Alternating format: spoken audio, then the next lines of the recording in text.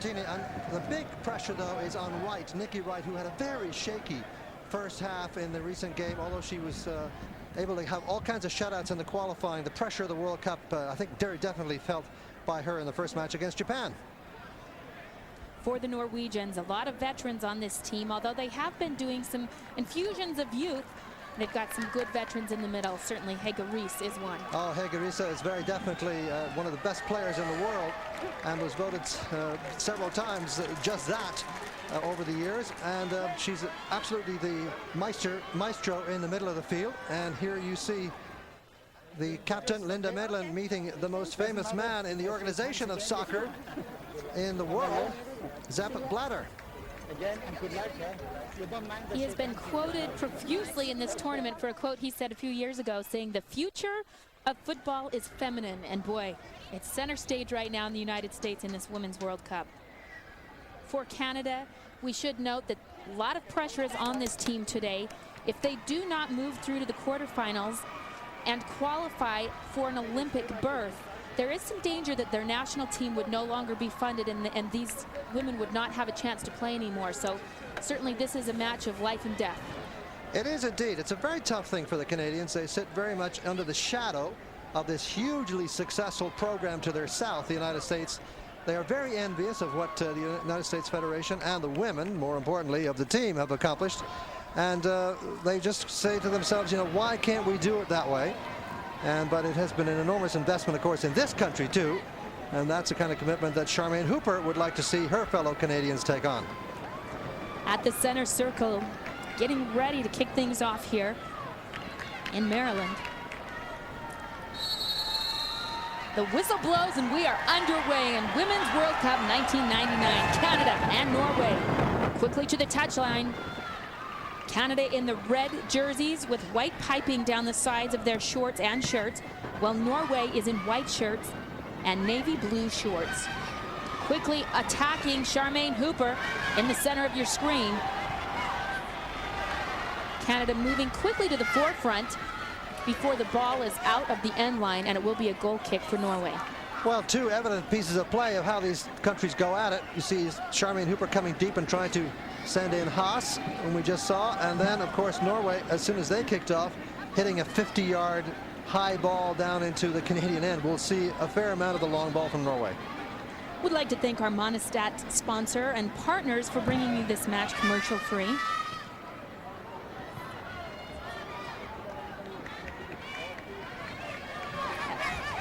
Not a real fast pace here early on. Both teams really feeling each other out at this point. Another throw-in now for Norway. We've got an early player shaken up for Canada. Number 16, and that is Jeanette Haas. She is in for another injured player, Silvana Bertini, who has a pulled hamstring. And so Haas trying to shake off the effects of possible leg injury, it looks like, to the right leg. Throw-in is there. Quickly up front, Norway on the attack, and it's out on the end line. Well, the number 2 player for Norway making that run all the way down there, well, who's going to be there quite a bit, Sandana. She, of course, set up the first goal against Russia. She's a very dangerous overlapping left-sided midfielder. We'll keep an eye on her, number 2. Back to the center of the field. Hooper trying to get in on the action, but it's stolen away quickly by Norway. Another long ball up the field, headed out now by Canada. Into the front, Norway on the run now. Cleared out by Nordby. Back and forth we go, Seamus. No one really getting a real organized offensive attack yet. No, it's not very artistic at the moment, is it? It's a little bit of the early game jitters here. And particularly when goalkeepers and defenders just sort of whack it forward at great length, it doesn't really give players much chance to settle the ball and move it around. But neither of these two sides is known for that style of play, so it'll be interesting to see who can grab the edge early. Toss in by Canada, quickly taken by Hooper. Hooper knocked down immediately. Foul against Norway. Hooper is sitting on that yellow card, as we mentioned in the open. That carries over to this game, so it's critical that she is not whistled again. But that time she was fouled.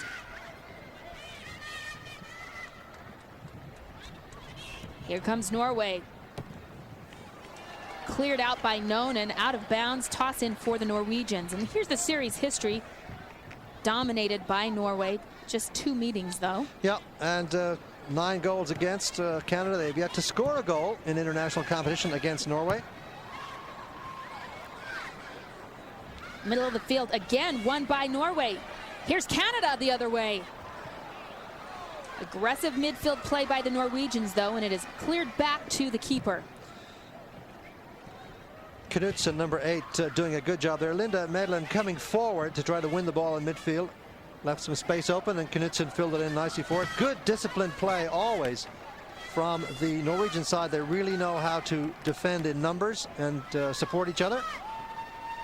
We asked Norway if, because of their rivalry with the U.S., they had found a lot of fans against them here in the United States, and they said no. They felt they'd been welcomed warmly, as we see an offside early. And that against was Canada. And Charmaine Hooper. I mean, it's interesting to see how she's going to play against this number 10, Linda Medlin. Is that going to be a matchup, those 2 number 10s? We'll have to keep an eye on that, because Hooper primarily plays a little bit off the front players, a little bit more in midfield. But I think today she's going to have I would think, something more of permission to go forward and get close to the goal where she likes to be. Well, we should point out that Hooper and Medlin, both number 10s, played against each other for many years in Japan, so they are familiar opponents and often vied for the scoring title in that league. So they said they were looking forward to meeting up again today. Throw in now by Norway to the center of the field. Sundowner serves it to the middle. Risa back to Sundowner and intercepted by Canada. Here's Arenes. And now Pedersen. Chased out by Canada. Pedersen still working for it, though. You'll see her be more aggressive today. Oh, strange decision by the referee there to stop play. What has she said? I think she's given a corner, so it's not a strange decision. It's a good decision. I thought she was giving a free kick. Yes, she is giving a free kick, but she failed to give advantage here. Player bursting into the box. There's a shot. There's a sort of a skate save, if you will, by the Canadian goalkeeper. Right. Headed out nicely by Canada. Knutsen getting it right back, and Knutsen's been feisty in the middle of the field for Norway. Chest trap by Peterson, another shot. Peterson told us yesterday, Seamus, in practice, she was very disappointed in her decision-making and the way she was not aggressive enough in Game 1 versus Russia. So she said watch for her immediately to be aggressive, and we've seen that so far. Well, I think so. She did miss a fair number of chances against Russia. And I think part of the reason that Ornes is in there as a second striker is to help get some goals, because goals could be important when it comes down to the advantage at the end of the first round on goal difference. Toss in now for the Canadians. Into Jerry Donnelly, number 6. Immediately won back by Knutsen. Knutsen boots it up front to Ornes. Ornes on a fast break. Shot to the middle. Peterson is there off the crossbar. The side of the crossbar, but what a nice play by Ornes and Pedersen. Well, that's where you see these two know each other very well. It was a good combination there. Look at this turn by Pedersen. Again, Pedersen with another shot. She is a busy young woman today.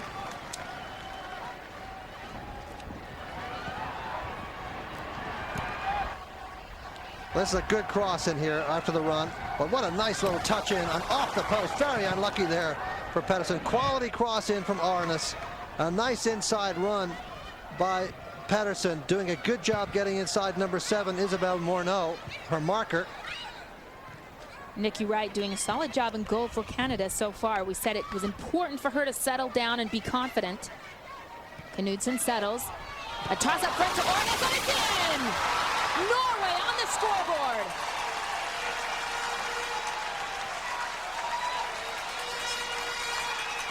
Anna Christine Ornes with her 53rd goal in international competition. Well, it was all too easy, wasn't it, really? It was played in beautifully by Monica Knutsen. There you see the cross, clearing the defense and slipping in behind very quickly.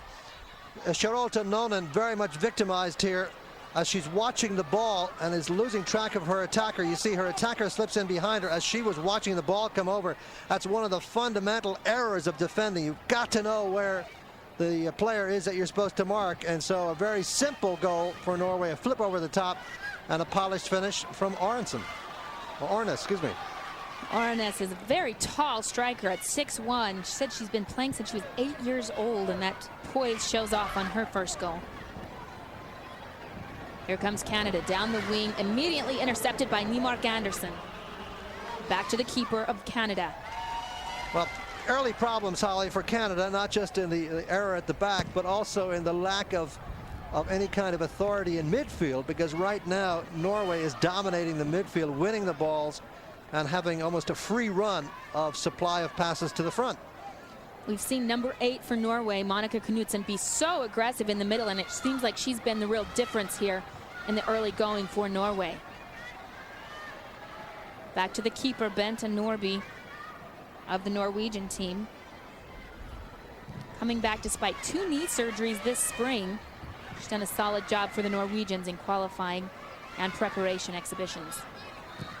Pedersen has the ball taken away as they try to feed her down low, but now it's out on the touchline for Norway. Nymark Andersen on the toss-in. Nonen steps up to steal it for Canada. Here's Hooper. Hooper past one defender. Fighting against Knutsen, but Knutsen, very aggressive, takes it right away. Nice idea, though, by Charmaine Hooper, pushing the ball behind Knutsen and then trying to go around her. Egerisa in the center of the field settles. Serves it upfield on the run. Pedersen in the center. Another shot. Saved by Nikki Wright. Norway still alive, though. Pedersen again steals it away from the keeper. And this time Wright snatches it down. Well, amazing stuff by Pedersen, who's totally on fire tonight already. This is a good ball played into her, but she just burst by her marker. No problems. Here's the first shot. Credit to Wright there for the save. But look at Pedersen go after this ball as it runs loose. There goes Pedersen, chasing it down, winning it away from the goalkeeper, trying to get a quick early cross in, but Wright gets back, does well. Well, back on the attack already are the Norwegians. Cleared out now by Canada to the center field. Egerisa serves it back to Medellin. Medellin bumped from behind, and a foul is called. Restart Medellin. Yeah, the foul by Rosano. A little frustrating for her so far. She's playing up front, but hasn't had much of a chance to show her stuff attacking goal. They've been just defending fiercely so far. Nice long service into the box, picked up easily by Wright. Norway leads Canada 1-0 in the 11th minute of play, off of a goal in the 8th minute by Anna-Christine Oranes. Well, we heard so much about her, and she certainly lived up to her reputation. Took her chance beautifully. She had a hat trick in one game in the World Cup in '95, did Oranes.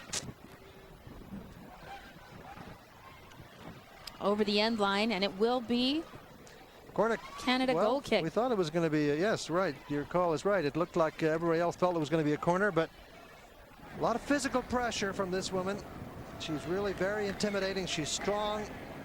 She's a nice, crisp, clean player, but she's got a lot of physical presence to her, Oranes, and she took that goal beautifully. And she has a great history, of course, in goal scoring. 52. That's her 53rd. It's her 7th career World Cup goal, and as you mentioned, that hat trick she had in '95 earned her the Golden Shoe Award. She says it's sitting on her mantle and it means so much to her, but it's 4 years old, so she's trying to get another one. And the center of the field settled nicely by Unilem. Service up to the box, over the head of Pedersen. Canada ball. Good idea, though, to pick out Pedersen with that cross at the top of the box with other players for Norway going closer to goal so that Pedersen could knock that ball down and try to play it into Ornes. So there's it looks like a long ball all the time, but there's more variety to Norway's attack than you might think. It's not just simply knock it forward and hope. Very organized attack here in the first half. Medellin clearly up front, headed out by Morneau of Canada. On the touchline, Sandauna throwing it in for the Norwegian team. Nope, she'll change and hand it off to Nymark Andersen. Canadians need to regain their composure. and the cohesion they showed against the United States in a friendly recently, which they lost 4-2 but played well. That's out of play. So the Canadians, however, did not show that kind of good play that they showed against the United States when they played their first match against Japan. Here she is, Mariana Pedersen. Terrific force up front. 11 shots, you can see 6 of them on goal against Russia, but she was unhappy that there were not better shots. She says her strength and tenacity really is running at the goal, and we've seen her do a lot of that here in the first half. Toss in now back to Norway. Served again to Pedersen, but she misses it. Here's Sundana. Handled pass right, but it's wide. Boy, there's so many players open for Norway. Sundana there in your picture, because she is the left-sided midfielder, but she comes in and she's totally unmarked. And she makes a bad first touch as it pulled away from the goal. Now she needs to chip the far post. She tries to go the near post, which is perhaps being a bit too cute, because goalkeepers will not usually get beaten to the near post. But this is a big problem for Canada, because Canada's playing with 3 players at the back, and that means there's some space out on the flanks and they're being exposed. Another exposure here is Pedersen's one-on-one off the keeper. Rebound out to Canada. And again, the Norwegians are relentless in their pressure. Canada having trouble clearing. The last 7 minutes have been exclusively on this side of the field, Seamus. Having trouble clearing, Holly, is correct, and they're having trouble just keeping up with the pace of these front runners for Norway and the midfield players coming through. They just are faster players. Canada players certainly knew what they were up against playing the defending world champions, but they were hoping to play, if not for the win, at least for a draw and to gain some points and as well limit the goal differential in their group. But they're still trying to hang on to that possible second berth. Well, they have a lot of, they've got their work cut out for them. Let's be very honest. These are the world champions, and they just are terrific in their runs and their individual skills too. Look at Sundana waiting for the player coming forward. Gets the support. Nicely done. Into the center to Ornes. Back outside the reset, and it's high. Every thought the Norwegians have, they are executing. Tremendous ball control, excellent crisp passing. And an early substitution now coming in for Canada. Number 5, Andrea Neal, a defensive player, will replace Jeanette Haas. So Haas, looking a little bit injured early on, hobbles a bit off to the sideline and has a seat. She will be out now for the match. Well, that's unfortunate for Haas, who gets a great chance to play in this game. Good start. She's just not able. She just obviously hurt her ankle in the early going, the very first minute. And but they cannot afford to have a player playing at 50%. Not against this club. Cleared out now by Morneau. And Canada with a rare possession, but it's quickly won right back by the Norwegians. They've got to get the ball to Hooper. That's the problem. They've got to find Hooper. And she's being marked very tightly. There, see how tightly 1-2 players on her, but she gets it away nicely. The Donnelly service is intercepted. Right back to Nikki Wright, the keeper.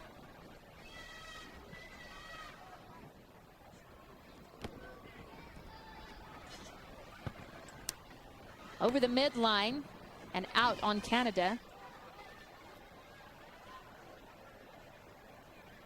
And there we see Silja Jurgensen on the throw-in for the Norwegian team. You know, the Russian coach, Holly, said that what surprised him most about the Norwegian team was the efficiency of their set plays, their free kicks and corner kicks, and just simply the speed of play. They just weren't prepared to be able to take on the kind of speed, and that's really what the problem for Canada is right now. It's just a superior speed of play, and it's relentless. Free kick now by Jurgensen. High into the box, headed out by Canada. And there you see Jeanette Haas that we said early on injured her right leg. Also Silvana Bertini nursing that hamstring pull. She's usually the starter up front, and Canada's sorely missing her today. Oh, without a doubt. She is the threat that keeps some of the Norwegian players a bit more honest. Now they can come forward somewhat more easily. It's pretty easy for Wright. Well, stay tuned for lots more Women's World Cup action. tonight on ESPN2. Following the game, it's Australia and Sweden here from Jack Kent Cooke Stadium. We'll bring you that action.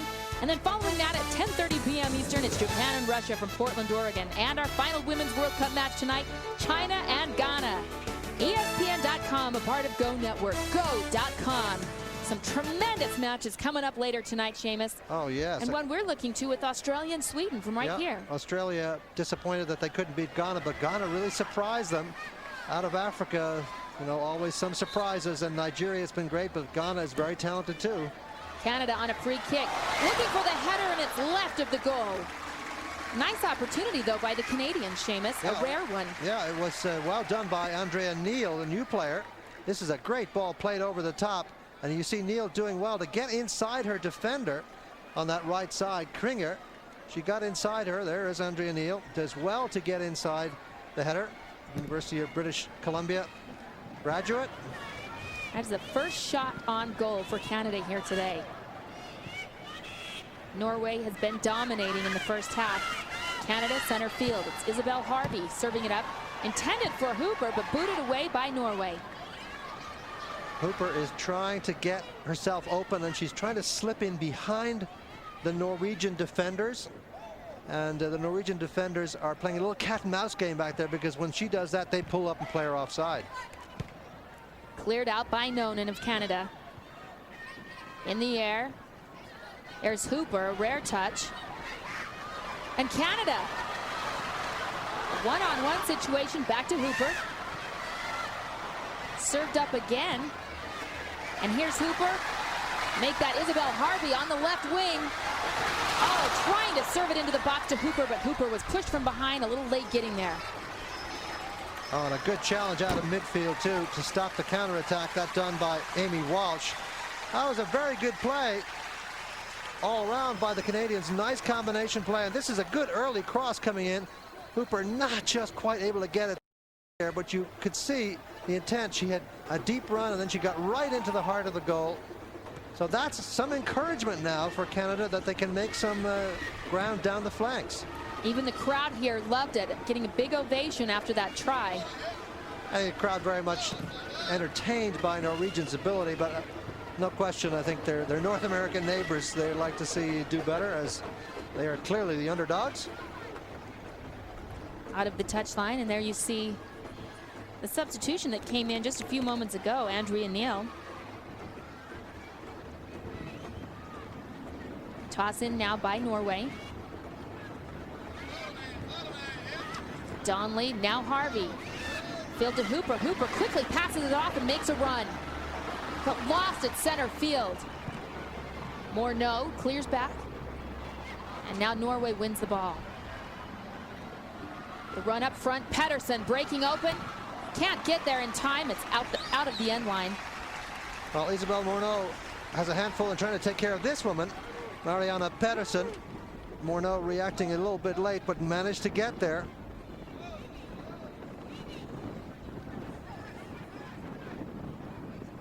We will have a corner kick here for Norway, as you see the red jerseys of Canada crowding in the box. Good chance here now, of course, all the tall players coming up for Norway, and they tend to like to drive, sort of line drives to the near post or looping shots to the far post. Ooh. That was a couple of errors there. I thought initially it was a goalkeeper right having all kinds of trouble with it, but maybe not. It's the ball being again swept in. Goalkeeper reaches for it, and then it clatters into number 14, Anna Niemark Andersen, who saw it just too late to be able to react and get a shot on the net. Very effective air play right now. Everybody using their heads. Sundowner into the clear, looking to serve Pedersen. Pedersen on the wing, back to Nonen, cleared out by Canada. Both Aroness and Pedersen making runs there, Seamus. And a run to the far side, too. Here comes the ball played in now to Aroness, but the run on the far side was from Uni Lane. From Jack Kent Cooke Stadium in Maryland, we are in Group C play between Norway and Canada. I'm Holly Rowe along with Seamus Mallon. Canada in the red and white uniforms, while Norway in the white jerseys and blue pants. And Norway, of course, wanting to build gradually in this tournament. They're not totally happy with the first game, but they say the fifth game is the one that matters, not the first. And they're being sure that they use as much of their strength as they can and play it game by game. But they have to be confident that this is a game they're going to take 3 points from. Headed nicely by Morneau. Won by the Canadians, and here's Isabelle Harvey. Up the wing, Hooper. Again, quickly stolen away by Norway, and they just can't clear that midfield of the Norwegians. The run to the sideline by Nymark Andersen, but she can't get there. Canada ball. Oh, you're right. The midfield is very congested. You take a look at number 7 there. Isabelle Morneau, who, as we mentioned, is in the back trio for Canada, and I'm not so sure the trio is enough to take care of 2 Norwegians. Well, down by 1 here. Canada has to get some offensive opportunities. Here's one as the pass to the center, though, is misdirected. Canada still pulling in on offense. The long service is too far and right to the keeper, Banthe Nordby. Well, that's a promising attack just a little bit there. This goalkeeper has not been tested but once on a dangerous cross, but Linda Nedland's complaining right now to the assistant referee that Canada was offside. But the opportunity I was saying about is that when Norway pushes their back four way up, it leaves a lot of space behind them if the ball can just be floated over for Charmaine Hooper to use her speed to run onto. That could be a good chance for Canada. The fight for the ball in the center of the field, won by Risa. Served forward to Knudsen, and now Peterson, who is tripped and brought down. Be a free kick. Marianne Pedersen, very explosive and aggressive early. Well, these are well-rehearsed free kicks, as the Russian coach mentioned. So we'll see if they're going to go for a shot on goal or if they try a little piece of cleverness to get around the wall here. But it's very definitely Hege Riise who will line it up, and she has a powerful shot. You'll notice she takes most of the corners, many of the free kicks, because of that incredible leg strength. It's about 30 yards out, this shot. High over the wall and too much. Not missed by much, though. Nice swerve on that shot. Would have been difficult to get up to that upper corner by goalkeeper Nikki Wright. Hege Riise with 117 caps, 43 goals. Definitely one of the more experienced veterans on the defending champs team. And very much in the thick of things in the middle of the field. Always available, always working very, very hard. And the problem for Canada, another problem for them is, Charmaine Hooper. I mean, she wants to play up front. They need to get her near goal. But the more she goes up front, the less authority they have in midfield. I mean, that's the dilemma for them. Do they leave her in midfield as she is right now? Or do they push her up front where she could be useful for this kind of ball?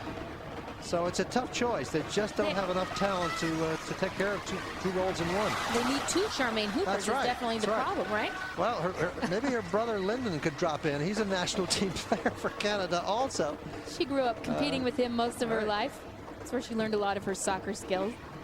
And they are both, in fact, the second leading scorers for their respective national teams. On the touchline, out on the Norway player, Canada throw in. And here's Hooper again, finally gaining some control and quickly marked and intercepted. Nonen there, sweep it out. I said second leading scorers. I meant to say second leading caps appearances. So they're both Coopers. Both Hoopers are very much part of the Canadian national team. There's a good attempt by Hooper to play it wide. Canada needs to go wide. It's where they might have a possibility of getting around the outside. Well, they do it here, but Isabelle Harvey can't get up on the ball, and it's cleared out easily by Nordby. Here's Aranez, that lanky striker controlling things midfield. She'll take the dribble, challenged by Hooper, but not before she serves it out.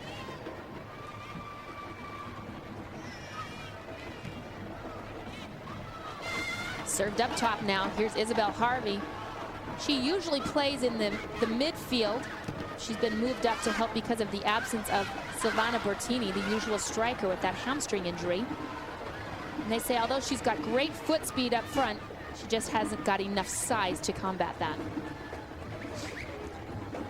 Well, here's the goal that we saw. It came very early, and it was a very good play indeed by Arnes at the tail end of it, but the quality cross was right there from Monica Knudsen, and Arnes adds another to her many tallies and justifies indeed the coach's faith in putting her in, although there was never much doubt that she was just simply rested for the first game. You see her impressive statistics there in the goal scoring department. Gives Norway a 1-0 lead. That goal scored in the 8th minute. And we haven't had a lot of action since then. Canada has done a little bit better job defending against the early onslaught of the Norwegians. Now in the 29th minute of play. Sundowner on goal, but Wright scoops it up.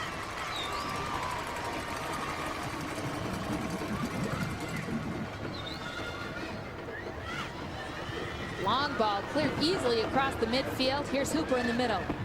And again, won back easily by Norway. And a foul. Hegarisa coming down, fouled hard from behind by Canada. Give Norway a free kick.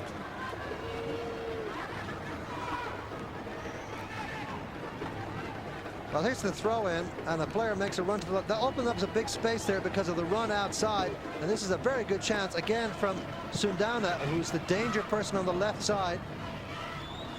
And again, Sundowner, as you said, the dangerous person, makes another shot. This one high over the goalpost. She's able to come forward and find spaces in the middle, Britt Sundowner, because of the intelligent runs that the players in front of her make. So two players up front know how to make wide runs, and their defenders will go with them when they make those wide runs. So that opens up the space for an intelligent, perceptive midfield player to run in and be a target for a dangerous pass, which is exactly what Sundowner has been doing. And on the far side, Uli Lin, number 20, has been doing the same thing, but hasn't been picked out yet for a pass. Wow, and a very hard foul by Dora Klingen. She just comes in. That's kind of like a Worldwide Wrestling Federation move right there. Yeah, well, no question. The arm is up around her shoulder, too, so it wasn't just simply a leg challenge. She is a tough character. This is a tough, very physical back four. Kringen, Jorgensen, number 4, Medlin, and Niemark Andersen.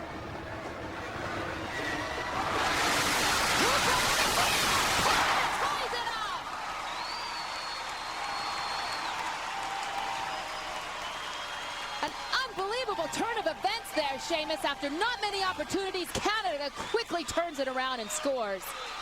Well, we have an injured player down, I think number 14, Anna Niemark Andersen. But you know, the foul creates a situation. Now here's the free kick, and this is just sheer persistence by Cooper. She won't give up. There, she stopped. She weaves around, weaving her way through two players. This is a great ball in, but watch her now. She almost loses it. Now she has it, will not give up on it, and just simply has the more courage, the more determination in front of goal, and stabs it home after the great free kick taken by Charlotte Nonen, number 3.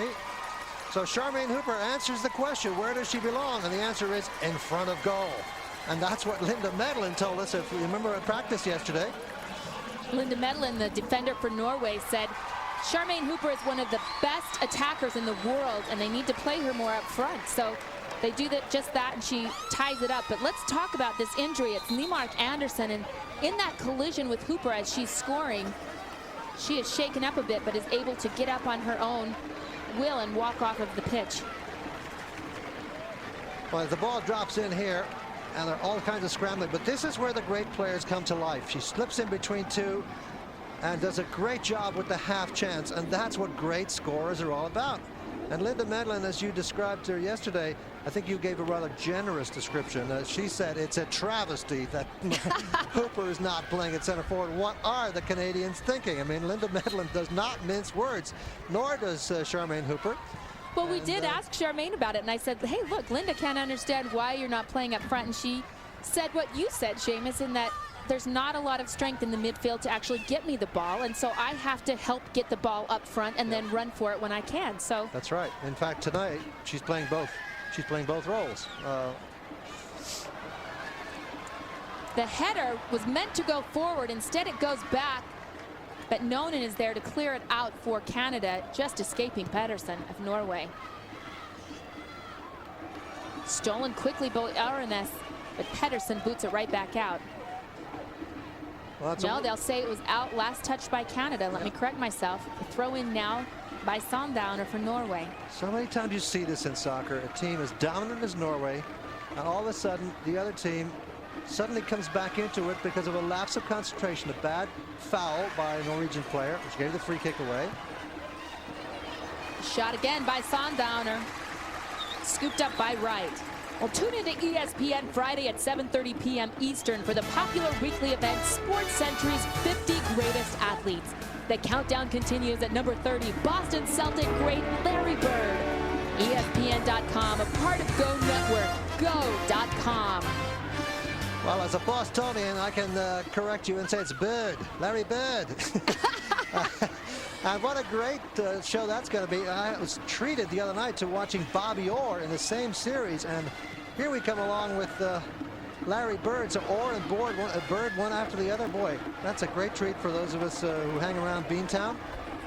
Well, for all of us, those are some fantastic shows. If you haven't watched those profiles, they're unbelievable. Really take you back. Well, I'm waiting for the day right now is Norby. And I'm waiting for the day when we start to see some of the great athletes coming from this sport, both men and women, and hopefully it won't be too long in America when that will be the case. We're not quite there yet. Well, this event may change a lot of that for the United States. Attention to soccer, or football as the purists call it. Great play by Marianne Pedersen. Egerisa serves it up outside the box, and it's in! Headed in by Arenes, her second goal of the day. Well, I kept talking about Lem on the far side. Uni Lem, number 20, not getting the service. If you remember, it was all Sundowner on the left side. But this young player, Lynn, was in a great position to ask for the cross. She kept pleading for it. Now look how wide open she is. See, she's terrifically open here and puts a first-time cross in, and that's a great near-post header by Ernest. But look at Marianne Pedersen here, just jinxing around everybody. A little quick tip back, and then the wide ball. The defense is really stretched now, and Ernest with a perfectly timed run inside Jenin Helland, the captain and central defender for Canada. So Norway replies quickly, having been somewhat shocked by that tying goal. They're back out in front again. Arenes at 6'1", you could see how her height there helped her out-jump Nonen for that header, and Canada again chasing back on defense. Cleared out by Wright. Every time we see a goal scored, it really seems to fuel the team that has scored it. And right now, Norway a little bit more aggressive than we've seen them in the last 5 minutes. In the center, Hooper serves it outside to Frank. And up to the goalie, Nurberg.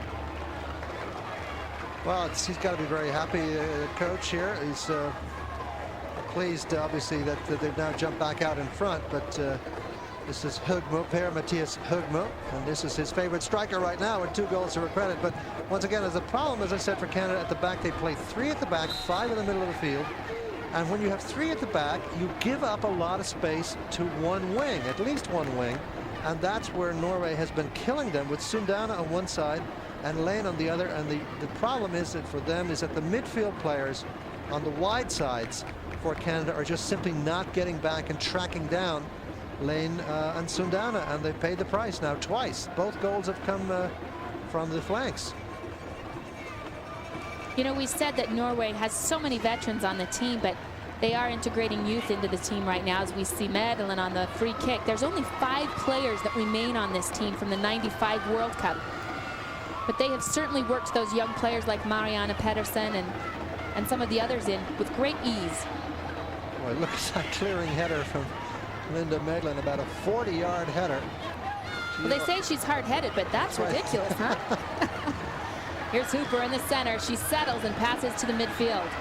Served up now by Donnelly, but it's wide, high, and way off the mark. Well, ABC Sports is where you can see the championship final of the 1999 Women's World Cup. The Rose Bowl in Pasadena will host the championship final on Saturday, July 10th, starting at 3:30 p.m. Eastern on ABC Sports. Well, that's where you want to be, the Rose Bowl for the final. It's a great venue now for soccer finals. The 94 World Cup, the 84 Olympic gold medal game, which I was at. There were 102,000 people there for that. And now, of course, the Women's World Cup final. I think it's going to be a great crowd, too. We hope it involves the U.S., of course.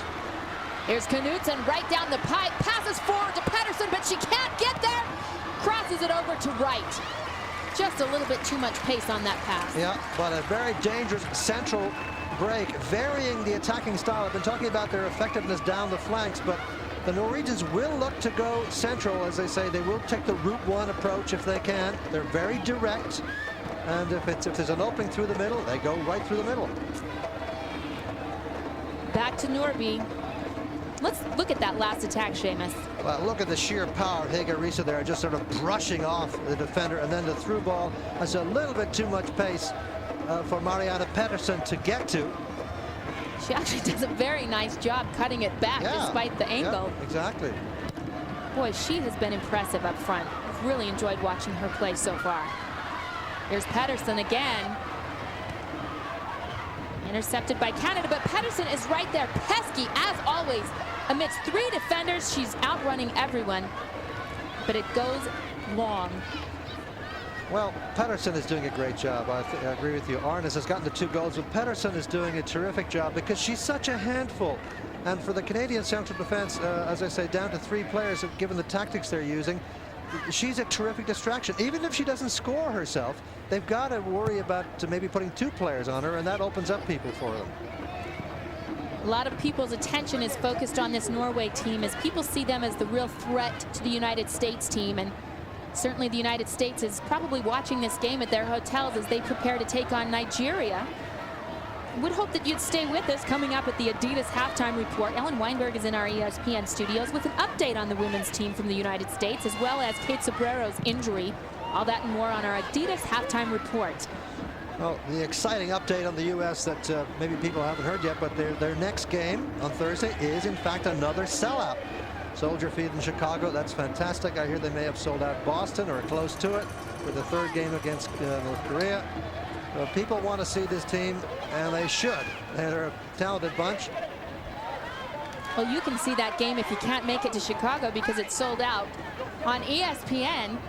That's right. JP Delacamera and Wendy Gebauer, our top crew, just doing a tremendous job with their announcing. We'll bring that game to you. And here's Knutson down the middle again, quickly up to Pedersen, but too much. Knutson on the run has been overshooting those passes of late, Seamus. Yeah, but on the run are the words that are appropriate, because her pace is so good when she cuts inside that she just leaves Canadian players in her wake and opens up all the space, because the next line of defense have to step up, and that opens up the space. So tough challenge for this man. Neil Turnbull, their coach from Canada. Kind of an interesting experience he's had. He was the head coach from 1986 to 93, and then took over again in 1996, and has had to really build from scratch this Canadian team. Again in the air, strong player Knutson wins it for Norway. There's Riise serving it up, but headed nicely by Harvey.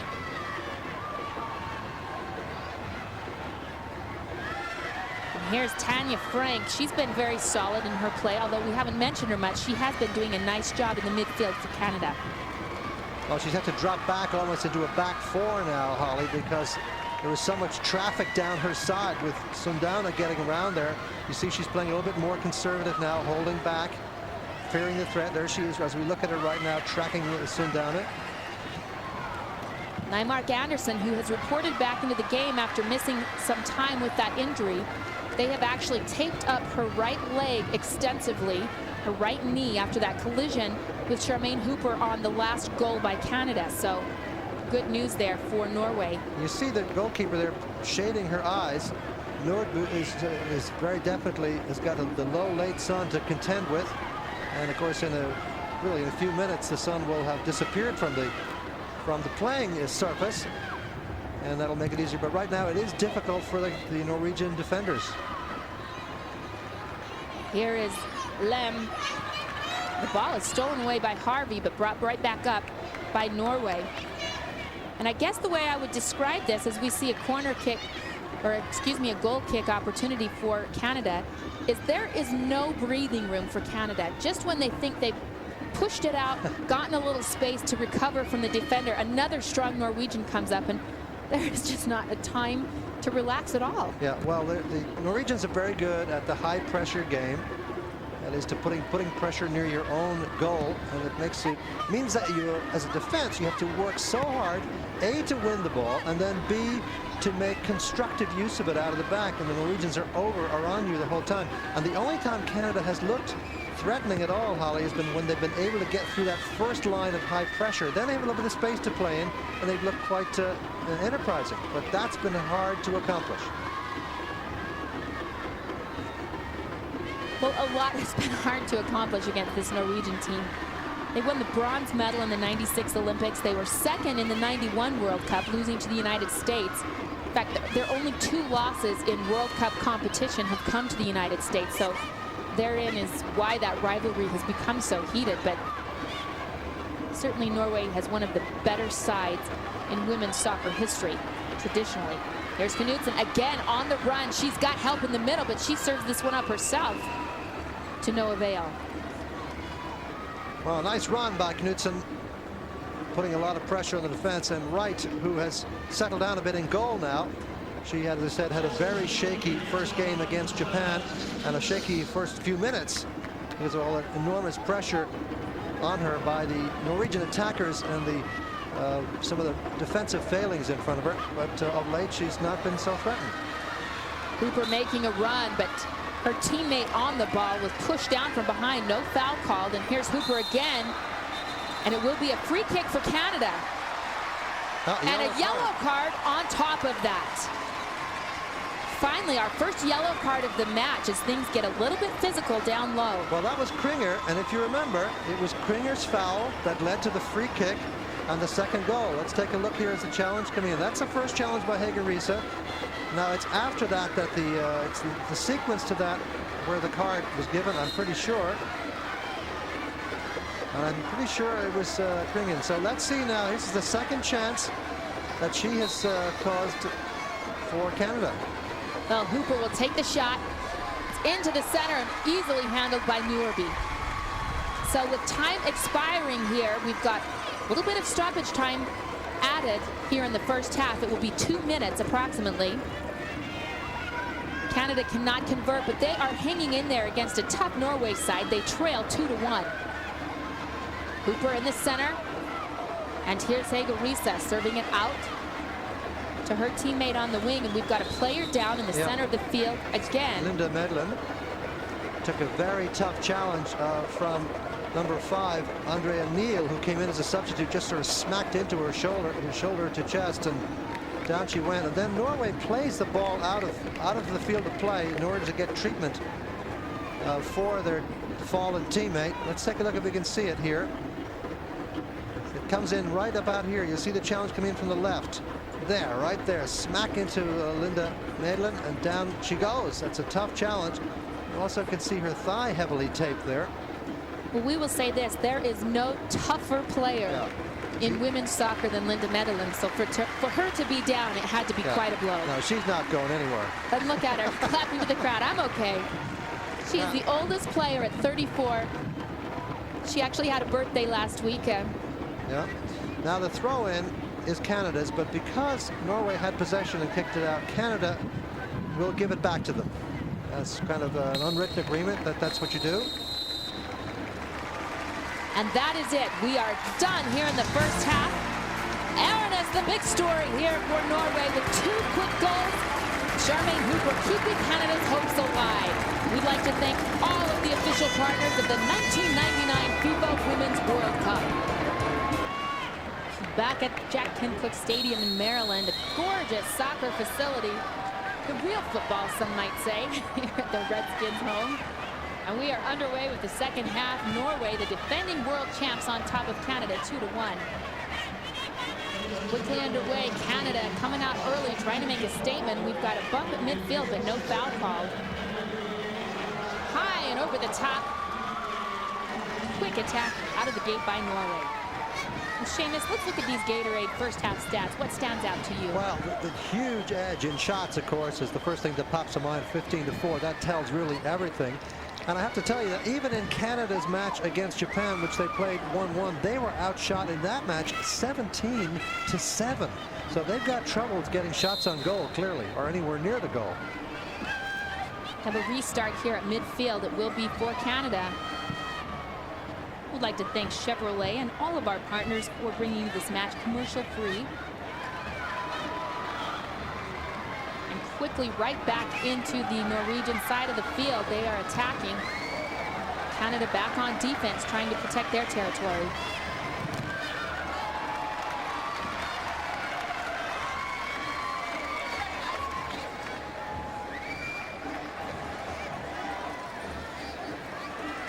We have a substitution early for Norway. Coming in as Tornagun Frustol, replacing Nymark Andersen. And remember that Andersen was the player who had the injured knee on the goal by Charmaine Hooper when they collided. So as a precaution, Nymark Andersen will sit out the rest of this match. Tornagun Frustol, I should say, has gotten a lot of experience. She has 27 caps for the Norwegian team. Out on the end, or excuse me, sideline. Quick toss in by Canada. Quickly upfield, we see the Canadians go. It's Andrea Neal. She's been a nice addition, a substitute midway through the first half for Jeanette Haas, who was injured on the right leg. Well, she has also changed her position, Holly. She's now on the right side of midfield. She started off on the left side of midfield. And Harvey seems to have gone back into a midfield position on his left side. Number 12, Harvey, who played in midfield in the first match, has dropped back in. But take a look at Pedersen, what she has done. 27 touches, which is perhaps quite normal, but 7 chances created and 5 shots taken out of that. And just she's been just a nuisance to the defense of Canada, particularly in the first part of the that half that just finished. So some juggling here in the lineup. There's Harvey. See her jumping for the ball. She was really playing up more up front. And now she's back in midfield. Which is more her natural position. She had been moved up front because of the injury to Silvana Bertini. And there are the touches for Hooper. 24 touches, just 2 shots, but 1 goal out of that. Norway threatening, and it's in! A quick goal that time by Uni Lem on the side.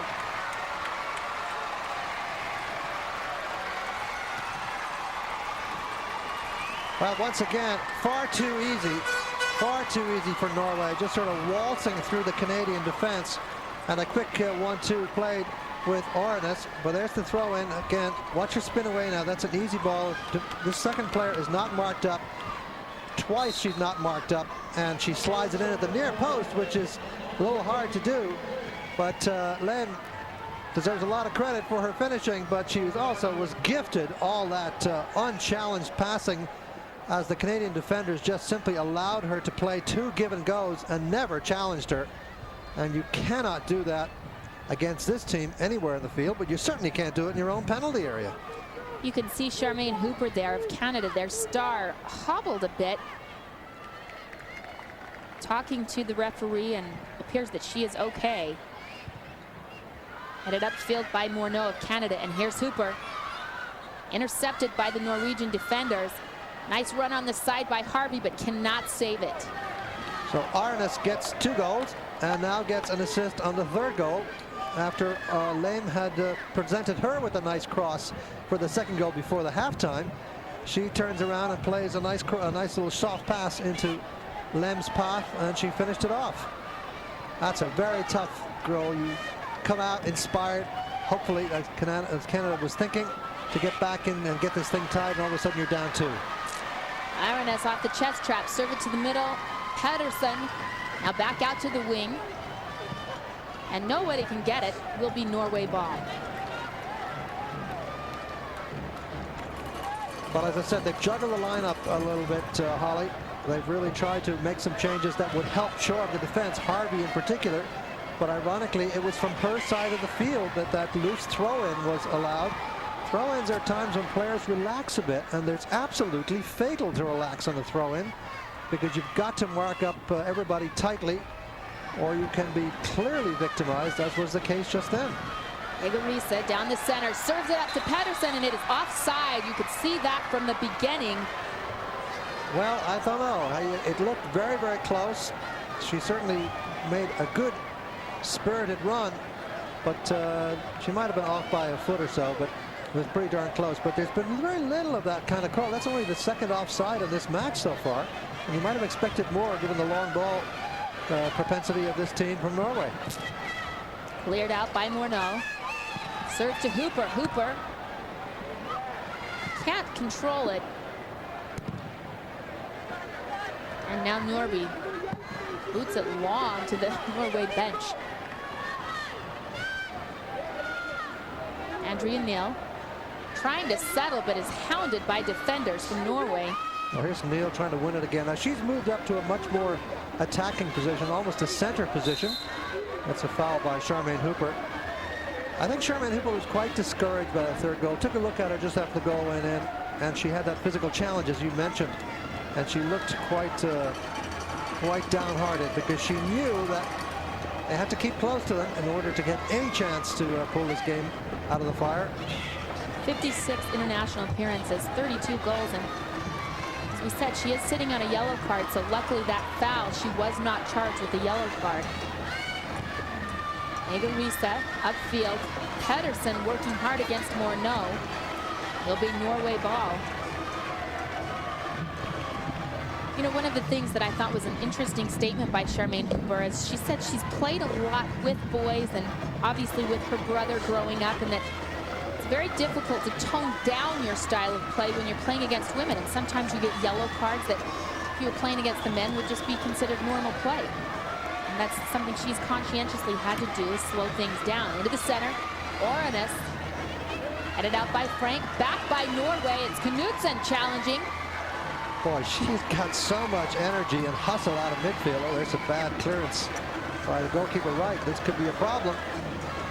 But they rescue the situation, the Canadians do. But I'm very impressed by Knudsen. I mean, we all talked about Egarisa, number 6, who plays in the middle of the field. But actually, Knudsen has had tremendous endurance and speed. Bad pass there by Canada, intercepted by Ornes, and a foul from behind. It's not called, but now it will be as the official runs over to the player. An obvious push from behind on Tornigan Frustol. Nice burst through by Frustol. Now judge for yourself. Is this a foul inside the penalty area or just on the line? There's the challenge right there. Now it got her, she was taken out just outside. The ball, of course, had gone into the penalty area, but the challenge was outside. Now here's this is the kind of situation that Egarisa loves, because she's got the ability to swerve this ball around the wall and go for the far upper corner. So let's see if she can do it. And of course, Arnes is in the middle of the wall. Oh, right into the corner. Egarisa on the goal. Norway routing Canada. They lead it 4-1. Nikki Wright looks a little forlorn in goal for Canada right now, and she should. Well, she didn't have much chance for that. Didn't have a lot of pace on it, but had all the accuracy needed. Look at Arnes pull off the wall. The wall does a poor job because the last defender came off it, and that opened up the space. And Arisa just picks her piece of netting and nicely thumps it into the corner. Soft little push by the instep there, and she just found the corner of the net gorgeously. In the 54th minute of play, Norway takes a 4-1 lead over Canada. And here's what we're talking about, Seamus. The goal differential could be critical in this group for Canada. They have got to narrow this margin of play right now. Norway defender Sandowner clears it out. Yes, because Canada has Russia left to play, a match which they think they might fancy their chances of winning. They have 1 point from their first match. They need 4 for certain to have any chance to go through. But they have to worry about what the results of the other matches are going to be. The match in particular yet to be played between Russia and Japan. That could have a big bearing on what happens in this group. Saw Hooper with a long shot on goal, but it was handled easily, and here's Norway on the challenge. Uni Lem, there you see, scored to make it 3-1. And then off a free kick, Hege Risa puts it in.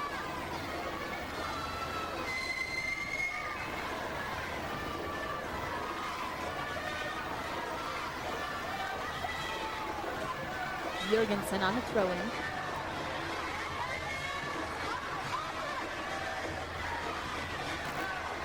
Canada up the wing.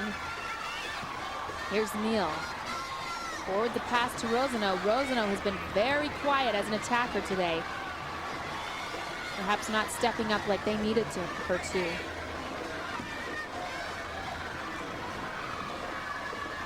And there you see it, the 7th goal in World Cup play for Hege Risa, one of the tremendous veterans. She debuted with the national team back in 1990. She's played in 3 World Cups now for Norway. Well, we talked about her at the beginning of the game as one to watch, but I didn't think that she might end up in the score sheet. I thought, indeed, it might be Patterson who'd be on the score sheet with goals. And of course, that's why they play the games, you know, the surprises, things like that. Wouldn't be any fun if we knew everything going on. Right. We all figured out in advance. But it's a very authoritative display, and the weaknesses at the back of Canada have finally been their undoing. The juggling of the lineup didn't really help all that much, but in the end, it's just a superior Norwegian team was bound to finally get on track after some, well, shall we say, less than spectacular first half play. Here's Aranas in the air. She keeps winning those head balls due to her tremendous height. Tanya Frank tries to clear, but there's Knutsen again. She's so feisty. Headed out by Nonu. Lem challenging. Finally won by Canada, but there's Hege Risa as always in the middle. And finally Hooper settles on the dribble, chased from behind by Lem. A little pushing going on there, and it will be a foul as Uni Lem gets a little physical. Very definitely a foul, intentional foul, pushing and shoving and grabbing her, knowing that Hooper's going to get by and deciding better to foul her. Canada into the box, but not handled very well. Headed now up front, but back out by Gringen. Long kick into the box, and it will be let go by Nurby.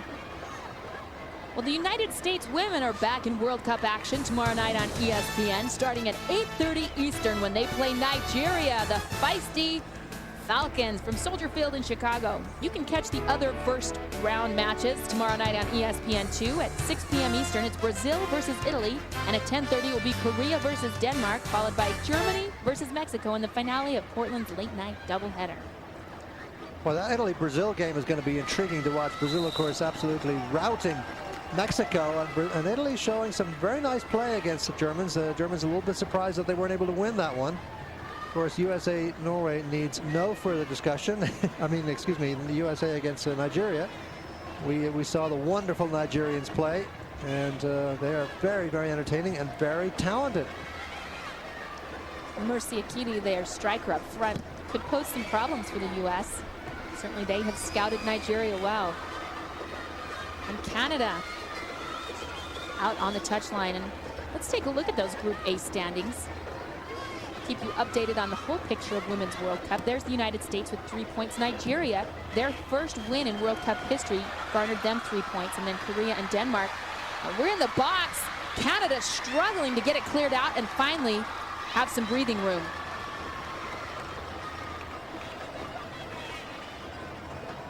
Throw in now by Sundown. The panic stations back there for the Canadians. And there we see the great footwork of Marianne Pedersen. She's not on the scoreboard today, but boy, she's been doing a lot to create opportunities for her teammates. Chest trap by Hooper, pass back off to Donnelly, and intercepted again by Pedersen. Hege Risa Picks it up at half field, over to Lim. And again, that feisty Andrea Neal wins it back for Canada. Yeah, on the wing, it's Harvey. Harvey with some nice foot speed up the wing. There goes Neal through to the forward channel up front. Nice move past the defender into the box, and Canada can't finish. Well, that was Harvey with that nice touch going inside. After Neal had made a terrific run, that was a nice piece of play. Here's Harvey coming from a deep position. This is better for her. Look at her chop across Higuerita very nicely. Now she faces Medlin, but Medlin drops off as she sees the threat around her. And instead, the pass just not accurate enough. But Harvey showing the kind of pace and speed and an individual skill that we had seen for a little bit of against Japan, but wasn't in the first half because she was playing up front and wasn't able to show it very much. And Shannon Rosenau, that we talked about early in this show, that needed to step up, has really not been able to finish today. As we see Norway with a chance here off a corner kick. And again, it will be Higuerita taking that corner kick. 62nd minute of play. 4-1, the Norwegians lead. Oh, into the box and headed in by Norway. It's Linda Medlin, the veteran, and look at her reaction. They moved her back to defense, but that hasn't stopped her from scoring today. Her 64th goal, Seamus. Yeah, terrific goal for her. Of course, it arrived on a plate with all the trimmings, frankly, because they have we talked about this low drive. There's the first deflection. Now here's the second deflection, and she's wide open in front as the Canadian defenders just lose track of her as they're watching the ball. See the little flick on there, but she hurls her body at that ball to bury the header after the Canadian defenders were a little distracted by the flick-ons. But we saw them working on that in training yesterday, that near post corner where you try to pick out one of your own players and get that player to flick it on, and then the second one comes in at the far side and usually has an open shot. So that was a goal created on the training ground, very successfully done. The 9th goal for the 34-year-old veteran in World Cup play. She was so entertaining yesterday as we were speaking with her. She talked about how, quite frankly, the Norwegian style of play is so difficult. They play that direct play where they have the long balls up front, and if you're a striker, you have to run so much that it was too tired. She wanted to retire and not play anymore because she couldn't do it. And finally, they said, hey, we can use you on defense. Stick around. Aren't they glad she has? And the other weapon, of course, was what we just saw, is that as a defender coming up for set pieces like corner, I mean, she has unusual abilities to get shots on goal because of all the experience she had as a forward. So it's not just simply like bringing up a tall defender because they've got some size and some bulk, but she's got all the savvy that goes with it from years of being around the goal. Certainly a nose for the net, and she proves it with a nice header. In the 62nd minute of play, giving Norway a 5-1 lead over Canada. And certainly the Canadian team seems deflated right now, Seamus.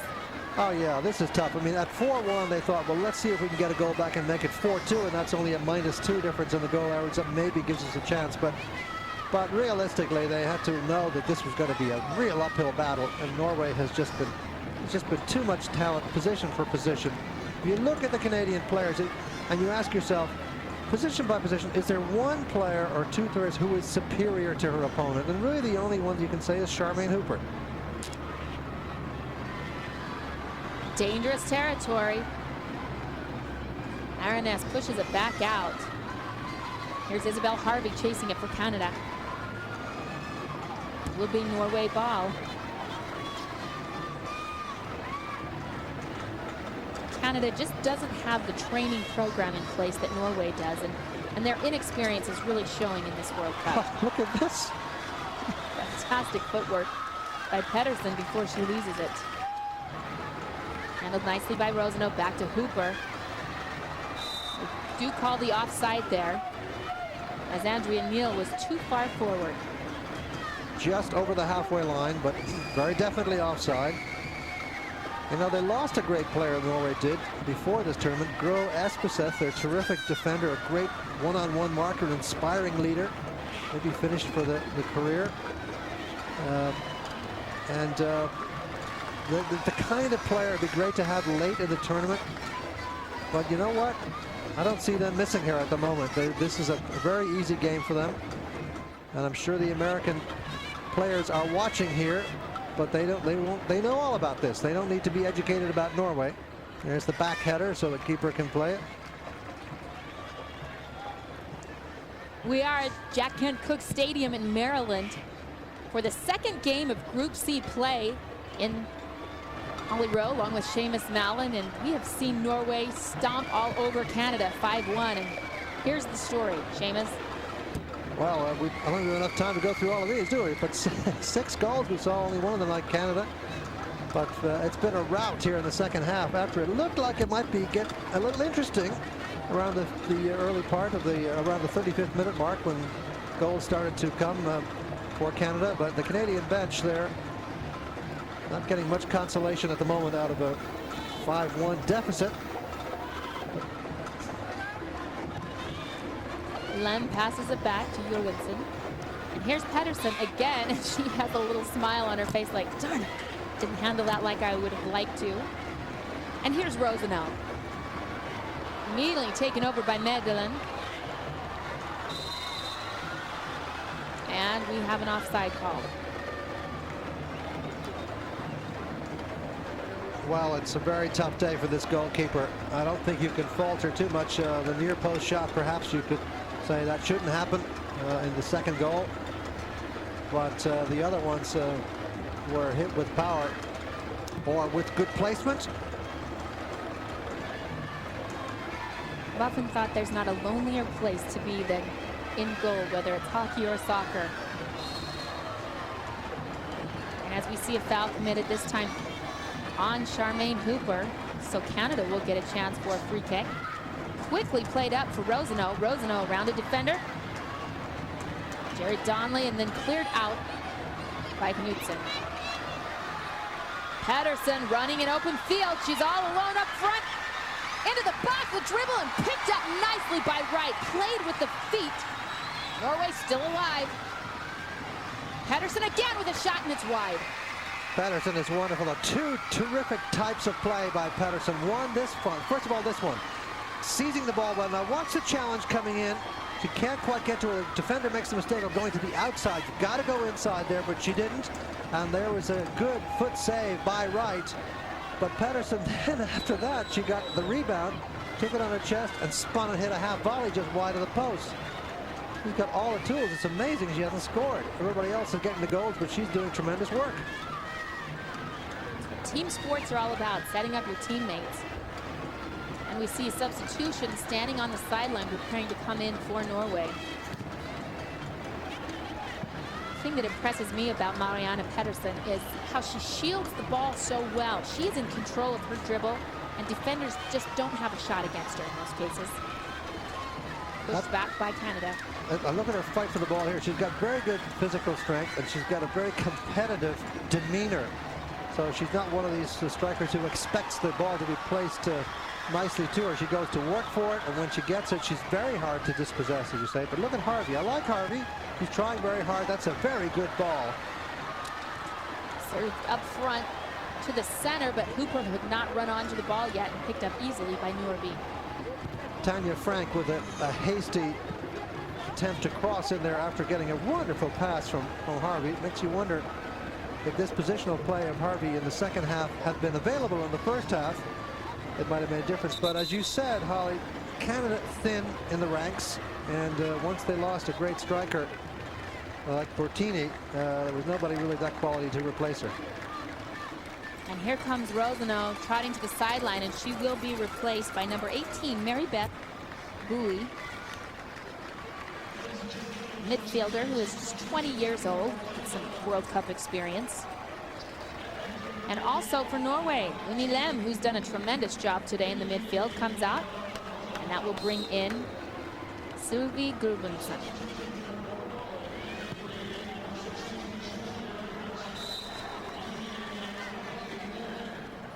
Header back to the keeper by Medellin. Wow, look at this. And she has tied up with Michelle Akers and Heidi Moore at 21 Women's World Cup goals. Heidi Moore, I don't think playing anymore in Germany, or certainly not on the national team. So it's up to Michelle Akers and Linda Medlin to fight it out in this championship, because I think it'll probably be the last World Cup for both of them. Dangerous territory. Here's Pedersen. What a save by right off the face. Pedersen's got to be asking herself, you know, what is wrong? What did I eat this morning? Everybody else around me is burying this ball every chance I get. The goalkeeper is phenomenal. But look at this by Pedersen now. This is a defensive header that's not cleared enough. Well won, easily there. Now here comes Pedersen. Look at her fight her way past it, and then this cracking volley right into the chin or face of the goalkeeper right. But this is why Pedersen is so dangerous. She's got such battling talent. And look at her jump to get that volley off. She jumps to get that volley off because she can't wait for the ball to drop sufficiently low, because she fears the defender is going to get at it then. So she jumps in the air, takes it in midair, and the goalkeeper takes it in mid-face. Well, Nikki Wright will have to come off because she has received medical attention. That will bring out Karina LeBlanc. LeBlanc, just 19 years old. We see Marianne Pedersen with 8 shots today, and no, they will say that Wright can stay in the goal position, and she will. Yeah, they usually make special circumstances for a goalkeeper getting treatment. You're not going to take her off the field of play for the treatment, so she's just a little stunned, but she's okay. Welcome to the World Cup, Nikki. This is Norway, and boy, are they powerful. Donnelly loses it at midfield. Frank is there to pick it up, and it's offside. A couple of those against Canada on the long balls. Well, I tell you, that offside trap, I talked about Americans watching tonight, American players watching. They will be watching that very, very carefully, because down the line, if they ever get together with the Norwegians, could be the final, would have to be the final, in fact, then that offside trap is something that they will be worried about. Norwegians are very good at stepping up quickly and trapping attackers behind them. Medellin upfield. Headed out by Morneau, but picked up quickly high, and a shot right over the crossbar quickly by Gulbrandsen. Sylvia is coming in, an 18-year-old. We should probably enjoy the X Games. For some of the younger viewers, we love the 5th Summer X Games, and they begin this weekend. See the best in extreme sports competition, including water sports, sky surfing, street luge, and lots of other extreme adventure racing. Watch all the action on ESPN, ESPN2, and ABC Sports, June 27th through July 5th. ESPN.com, part of the Go Network, go.com. X Games. Is Larry Bird in those two? You know, I don't know. We talked about Bird earlier. I do not know that, Seamus, but I'm going to get you working on that street luge. Aha. I just brought my 4-year-old some rollerblades, and we're getting ready for the X Games. I've got him in training, and you see Nikki Wright having to try to put her contact back in here. Yes, Nikki, it's a contact sport. Boy, after that facial she received. You know, you have to be a special kind of creature to play goalkeeper. There are all kinds of jokes about goalkeepers over the years in this sport, but you really have to be fearless and a little bit crazy. But if you do have any doubts about your courage, that's not the spot to play in this sport. You know, yesterday at practice, I stood right behind the goalkeeper as they were practicing direct kicks, and it is a scary place to be when you see the ball coming so fast. I mean, this is not a little soft tap into the goalkeeper's vision. It's very difficult as we see a push from behind there. We'll give Canada a restart. Quickly upfield, Hooper running for it, and Charmaine Hooper, we haven't received word, but certainly she has not been herself after what looked like some type of an injury. Seamus, she just hasn't been as aggressive. Again, stolen away from Hooper. Here comes Norway. Up front, it's Pedersen. Into the box, a nice piece of footwork, crosses it. Gulbrandsen can't get it. You love to have a player like this on your team if you're a coach. Pedersen does all the running. I mean, tremendous unselfish running late in the game. She hasn't scored. All the other people have scored. She's just not that kind of selfish player. She's a great team player. She makes a wide run, and then you saw, as you call it, the nice piece of skill at the end of it to turn her defender and try to feed to a teammate for a 6th goal. I mean, you just can't say enough about that kind of quality play in a romp with 15 minutes to go.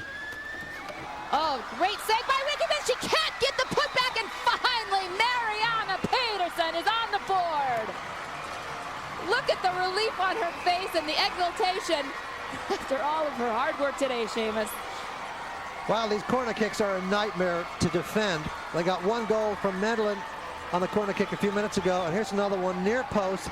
Goalkeeper comes short, can't hold it, off the post, and Pedersen, it's about waist high, above waist high, and she's still able to reach up and whack that volley in. Opportunism, we talked about it at the top. She got that goal against Russia by being just in the right spot at the right time, and that's what takes it. That's what it takes to be a great goal scorer. All the more with the frustrations that come. That's the second quality. As a great goal scorer, you have to be able to rebound from when the shots don't go in. Nikki Wright having a tough day here as Norway jumps out to a 6-1 lead. Mariana Pedersen with 49 international goals now. And quickly again upfield, Gulbrandsen challenging Wright, and Wright will clear it out. Quick throw in to Risa. In the box, Risa on the dribble, centers it, and booted out by Morneau. Gulbrandsen back. She's shown some nice energy coming in off the bench. Real spark plug. And tackled out of bounds by Norway. Well, we talked about the group of opportunity at the beginning, and how what you have to think about here now is all the more the lost opportunity for Canada against Japan, because that was the match that they simply had to go and get 3 points, because they were never going to get it here. But this has been an embarrassment for them. But the more telling one is the 1-1 draw with Japan. They had 3 points in the bank. They could say, well, fine, that's Norway. We'll take our chances against Russia, maybe go through. Now it's an uphill battle against Russia. So Seamus, forgive me for asking, but if you're the U.S. sitting at their hotel watching this match right now, what scares you the most about Norway? How do you assess this from a U.S. standpoint? Well, I think that this will probably not have much effect on the United States players watching, because, as I said, they know these players well. They know their potential. And, there's just simply, there are 2 classes of teams, and Norway are in Group A, really, and Canada are in Group B, and, perhaps in the middle of the pack in Group B. And the quality tells. Again, Norway threatening. Missed opportunity there by Harvey on defense, but Pedersen kicks it high. Well, see, Pedersen can't believe that the ball drops for her. It's so easy. She doesn't believe in converting the easy ones. It's the tough ones she likes to get on the end of and convert. That was just too easy, and she couldn't believe it. Hooper on the run. Madeline quickly back to Norby. Cleared out to half court. Excuse me, center of the field.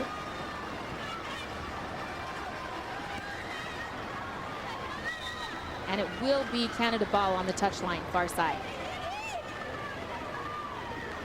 Toss in by Frank. Handled now by Neal. And Neal just serves it long over the head of Hooper. As we see Per Mathias Hurme, coach of Norway. Well, he's still gesturing and pointing, but he's obviously a very relaxed man, because this team has done everything you could possibly ask of them. Headed out by Morneau. And now cleared by Canada. Gulbrandsen to the center.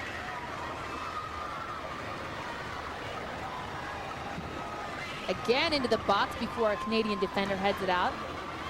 Norway just sticking around. Over to Hooper. Hooper is brought down hard, a midfield collision. And Noonan with the header. They just keep coming for Norway. Referee is not about to give a penalty with a 6-1 lead. I'll tell you that insult to injury, but that was a good, crisp challenge by the Canadian defender. Anja Frank on the throw-in. She plays in the German league, the German Bundesliga. for football, but has come back to train with her national team. Frank is 5'6", 24-year-old. There's Oranes. Nice flick back before Canada is there to clear. Boy, let's talk about Oranes, because she got 2 goals early in the first half and then had an assist. Just shy of a hat trick, but I think we should give her an unofficial hat trick for that kind of play. Well, she certainly, well, they're spreading the scoring around. They got some talent there. Lem has got one, and Higuerita's got a goal. And the Madeline Pedersen, I mean, they've got goals coming from all over the fields. Midfield, wide midfield. This looks like it's a throw in, and they have a long throw in. They'll be looking for Arnes now. They'll be trying to get the ball to her head so that she can back flick it on. Up in the air, tipped back by Norway, and Pedersen goes down before she has a chance to finish on that one. Mikey Wright escaping again. We saw the coach of Norway just a minute ago, and he talked about he is satisfied. But, you know, when they lost the European Championship last, he wasn't happy. And he said that they just simply weren't good enough. He told them that, and that they needed more tactical variation and to improve their ball skills. And in fact, that's what they've done. Their ball skills are very much improved, and the tactical variation I think we've seen, it's been some good through passes down the middle, some good wide attacks, and then of course the goals that have come from the practiced free kicks and corner kicks. All of that has paid off for this man, Hugmu, who's done a very good job. A former professional player. He played I think just one time. He had 1 cap for the national team of Norway. There's Oranes, a nice header back to goal, but Wright is there. You know, Norway has undergone extensive training. They are so focused on this World Cup that the players, before they left Norway, were staying up till 3 o'clock in the morning and sleeping till noon to get their body clocks used to the time change here in the U.S. And they've been drinking 1.5 gallons of water a day to keep hydrated in this heat, but they're not used to training it. So they're trying to think of everything. They've got 2 video analysts staying up and trading off sleeping to tape every game. As we see Medlin back to Nordby on the clearance. Good safe back pass though from Linda Medlin, knowing that her goalkeeper has the talent to control a difficult ball and play it out. The other thing I'm just thinking about is with all these goals, that in the last World Cup in '95, in the first round, Norway scored 17 goals and conceded none. And I thought that was unreachable. I think it still is unreachable, but already they have managed to score 8. A shot by Canada, handled easily by Nordby. Into the center of the field, Norway on the run. Aranis in position, can she handle it? Onen steps up and clears it out. Again, Oranes. Strike up front, and Gulbrandsen was there, handled nicely by Wright. Well, stay tuned to ESPN2 following this match for the late doubleheader from Portland. The first match features Japan and Russia, followed by China and Ghana. ESPN.com, a part of the Go Network, go.com. And don't forget to join us back here at Jack Kent Cooke Stadium as we bring you Australia and Sweden coming up shortly. Well, an interesting matchup that's going to be, Australia and Sweden, because Sweden certainly lost to China, not surprisingly, but Australia felt they missed an opportunity to beat Ghana when they were out ahead 1-0. So they've got to fight for their lives to get back into things too. So that's going to be an intriguing challenge. Sweden has to win in order to get back into contention in their group. Norway again proving to be a very exciting team here with 6-1 edge over Canada. Norway has a huge contingent of media and fans following them here. They're very popular in their homeland.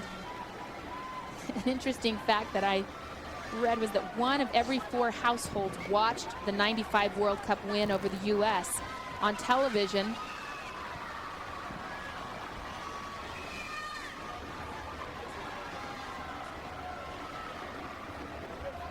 Well, women's soccer is very popular in Norway now, especially with the national team. Club teams don't get as much support, and that's a bit concerning to them. Sometimes get 300-400 to a game. but they need to build up their league, much as the U.S., of course, would like to get a pro league going here as well. Nice headers in a row. Risa just sends it back to the goalkeeper. Cleared out by Norby. In the air, here's Gulbrandsen. 18 years old with some nice footwork, flicking it back, and we've got pulling on the jersey. Isabel Harvey getting caught there. That will provide yet another free kick opportunity for Ega Risa of Norway. Canada sets up the wall, the official pushing them back to the mandated 10 yards. Will Risa just flick this across or shoot this time? No shot, a bit too far, but again, another piece of varied attacking play on the set piece. Now Canada breaks it up. Can they break here? Jerry Donnelly serves to the center. Still fighting for it. Canada tries to settle. Again, stolen away by Norway. Hege Risa advances the ball. Sundowner. Excuse me, Jorgensen.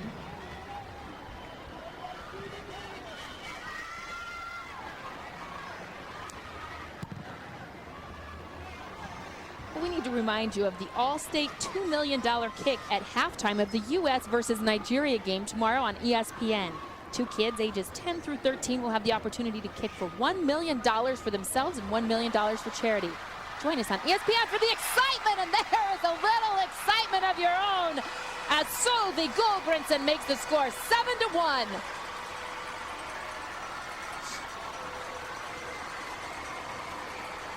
Well, not exactly $1 million or $2 million goal, a pretty easy one in the end, but I must say it's just a case of an exhausted team. The Canadians just absolutely in terrible shape at the back, trying to keep up with these very talented and just simply quicker on their feet Norwegian players. Look at this speed, nice touch into space, and then no problems with the finish whatsoever. Well, Gulbrandsen feels like $1 million, and there's a high shot just barely over the crossbars for Canada, one of their few of this second half. Well, here's what we've been seeing. Just the goals have been flooding in. The first one by Arnes, and a great volley after that good cross. And then, of course, a nice header by her, too. And then well played on by Arnes to Len. Near post goal. The free kick from Risa. And Medlin then with a diving header off to the flick on. And then the one that we just saw a moment ago. Patterson with the loose ball in front. No problems there. But, of course, now there's been one since then, as you know. So it's an embarrassing 7-1 for our northern neighbors. It's just, I think it was a Nigerian player who talked about Nigeria, USA being David and Goliath, but I think this is the real David and Goliath match here, and I'm afraid David is not going to win this one. Well, to put this in context for some of the U.S. fans, Canada had a very surprising exhibition match with the U.S. where they lost 4-2, but they gave the U.S. quite a first half of play. Now Norway just tromping Canada 7-1, and I don't know if you can ever tell a lot from common opponents, especially if one's an exhibition and one's a World Cup. Well, that's exactly it. That's the big difference right there. I mean, the Norwegians, I talked to you at the beginning, that they feel they have to build towards the championship step by step. They had an okay first game, not great. This is obviously a message sender, if ever there was one. So, and they also, I think, you know, to be fair, this is probably the easiest group. Norway has a pretty easy group here. No real difficulty against Russia. Certainly they will not have trouble with Japan, I wouldn't think. Foul was on Hooper, so Canada will get the opportunity, but they cannot convert. Hooper getting really beat up, being marked very aggressively. She does have Norway's only goal in the 31st, or excuse me, Canada's only goal in the 31st minute of play. Well, the Norwegians outshot Russia 28-6, and you saw the edge at halftime. It's got to be something similar, if not more dramatic. This time, the only difference being that they were more accurate. 3 minutes of stoppage time will be added. And it might be a painful 3 minutes for Canada, especially when Pettersson heads one like that. But it's just to the right of the goal. Pettersson has not given up. Talk about tenacity. She wanted more tenacity in this game, and she has certainly accomplished that. Gorgeous header with authority, but just wide of the post. Hooper at midfield settles. Intercepted by Klingen, and back to Mjorby. Great offensive show here by the Norwegians. Certainly going to be fun to follow them. And will not go unnoticed in the rest of the group and in the other groups. People who are going to be watching, of course, the Chinese will be concerned. The Americans will be. Charmaine Hooper on the ball now has really been effectively out of this game. She just does not have the support. It's not her fault. There's just not the quality around her that the great players for Norway have around them. The really game-winning kind of players, the Charmaine Hoopers of Norway, if you will, simply have a higher quality teammate to play with, and that's an enormous difference for them. Charmaine Hooper at 31 years old.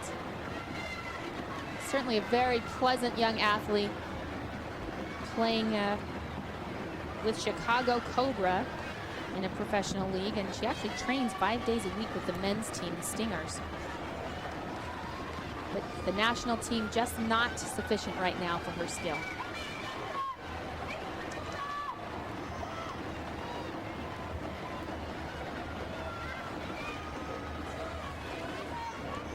Throw in for Norway, handled by Gulbrandsen.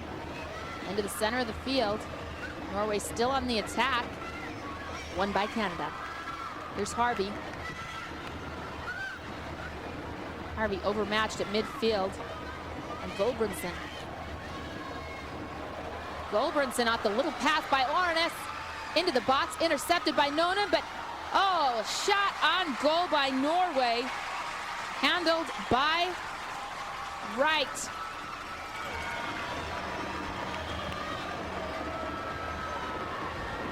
Linda Orman with that shot. And just more punishment for the Canadians as the clock winds down, and they just want to get out of here. Well, it's been the score tells it all, 7-1. It's been no contest after the first 20 minutes or so. And this woman, Marianne Pettersson, gets our vote as Chevrolet player of the game. Other players have got more goals, but look at this, 11 shots again, a repeat of the performance against Russia. And as we look at this, here's a breakdown by Norway, but